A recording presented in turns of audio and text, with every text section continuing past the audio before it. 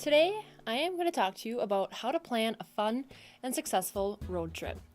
Now, let's be honest, sometimes it's fun to just get in the car and go if you're heading up north or whatever, but if you're planning on driving cross country or even through a couple states, you have to have some sort of plan. Otherwise, you're going to be stopping and realizing all the things you forgot and maybe spending more money than necessary if you would have just planned it out and took the time to figure out what you were going to do. But have no fear, because this video is going to give you all the information that you need to plan your next road trip. First things first, where do you want to go? Maybe Washington, D.C. Awesome. Maybe you want to go down to Nashville. Sounds good. Once you figure out where you want to go, you want to calculate the total miles or distance of how long it's going to take you to get there.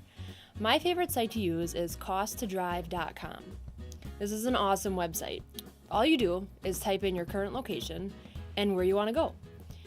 Put in the number of passengers you're going to be traveling with and the kind of vehicle that you have.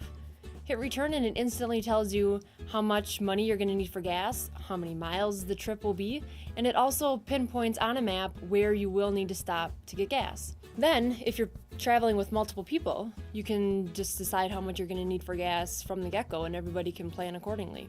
Once you have all that figured out, you have to figure out when you're going to leave.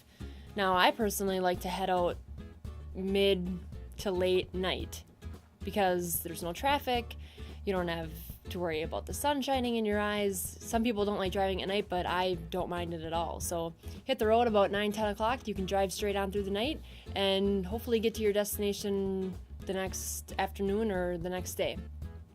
So once it's time to be in the car, you want to make sure you have plenty of snacks. Lots of snacks. And when you think you have enough packed, pack some more. Along with this, I always pack a little cooler, put some ice packs in there, throw some Mountain Dew, some Red Bull, some water, whatever else you think you're going to need. Maybe even some more snacks. Next up, driving music. Now, I don't know about you, but I'm not a big fan of radio, especially when you're driving through multiple states and cities, because your favorite station goes out and then you get crackling noises and then you got to find a new station. And nothing is worse than finding a station where your favorite song is on and it just keeps disappearing as you continue on. I hate that.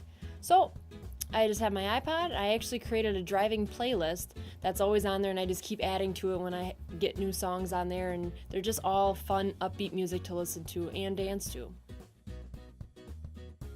I don't know how that got in there. Wow, it's embarrassing.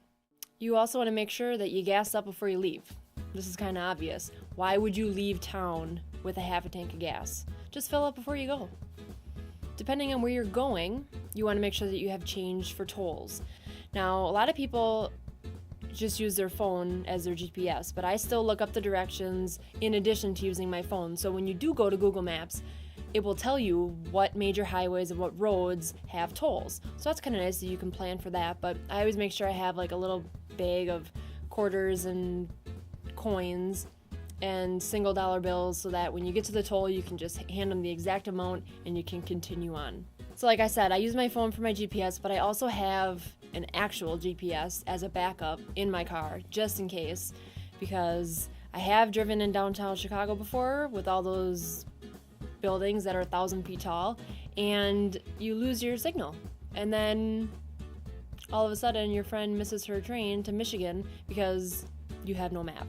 I'm just saying. It sounds a little silly, but sometimes it's better safe than sorry. I hope this video helped and you can plan your next road trip and everything goes smoothly. Safe travels.